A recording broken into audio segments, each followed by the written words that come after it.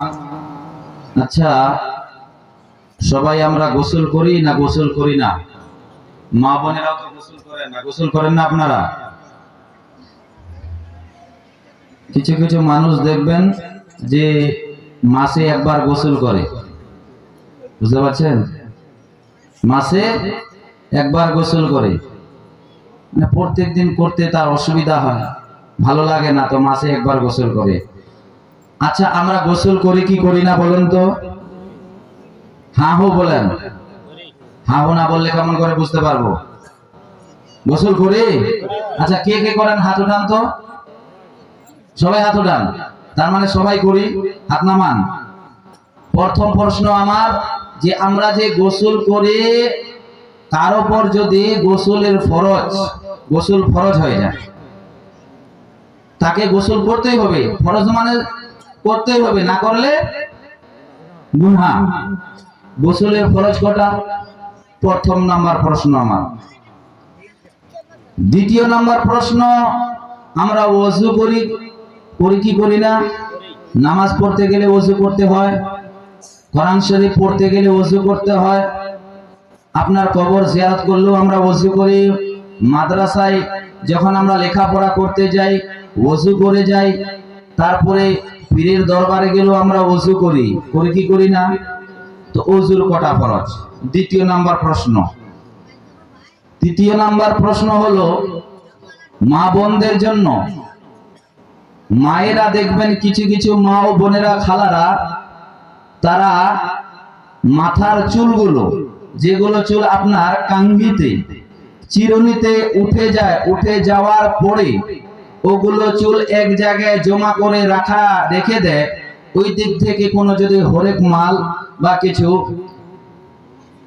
অনেক এখন মানুষ আপনার চুলের বদলে আপনার হাড়ি দেয় কিনা, সিলভারের হাড়ি, গামলা ইত্যাদি, বুঝতে পারছেন?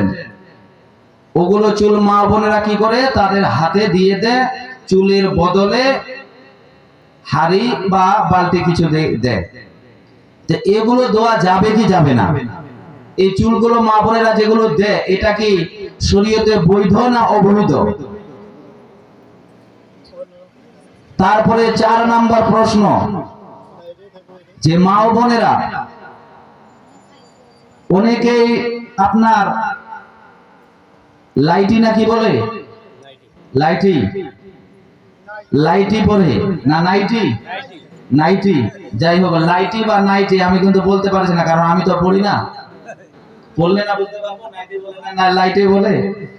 এখন অনেক মায়েরা দেখবেন চামচিল মার্কা নাইটি পরিধান করে, আপনার পিছনে পিঠটা আপনার দেখা যায় মাউন্ট এভারেস্ট, সব থেকে বিশ্বের উঁচু চটি নেপালে যেটা আছে, পিঠ দেখা যায়। তারপরে চামচিল মার্কা ব্লাউজও পাওয়া যায়, সেগুলো পরিধান করে।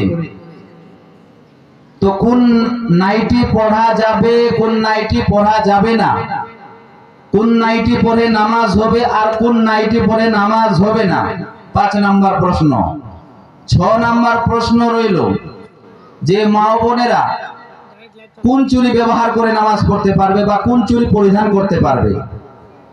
আর ছেলেদের পক্ষে আমার প্রশ্ন রইল, যে ছেলে বাপজি ভাইরা, যুবক সাথীরা, বন্ধুরা, সোনা মানিকেরা, কোন আংটি আমরা ব্যবহার করতে পারবো?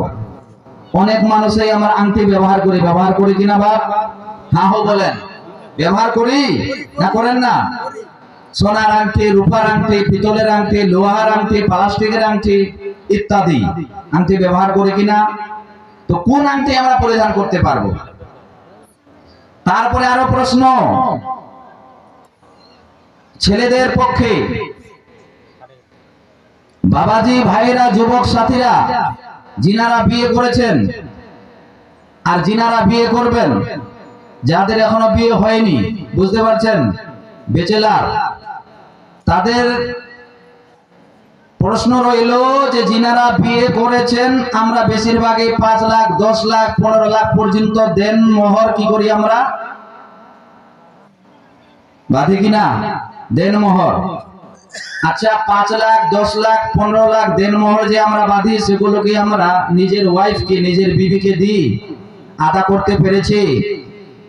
তো যেই মানুষটা 10 লাখ 15 লাখ 5 লাখ 1 লাখ 2 লাখ আপনার মহারানা বাঁধার পরে যেই মানুষটা নিজের স্ত্রীকে আদায় করে না, মানে মহারানা তা আদায় না করে মারা যায়, বা মাফ তার স্ত্রী তাকে দিল না বা মাফ চাইলো না তার হাজবেন্ড ওয়াইফের কাছে, তো সেই ব্যক্তির কাল কিয়ামতের দিন, কাল হাসরের প্রান্তরে সুপ্রিম কোর্টে অবস্থাটা কি হবে তার দিকে এই মাসালা রইল।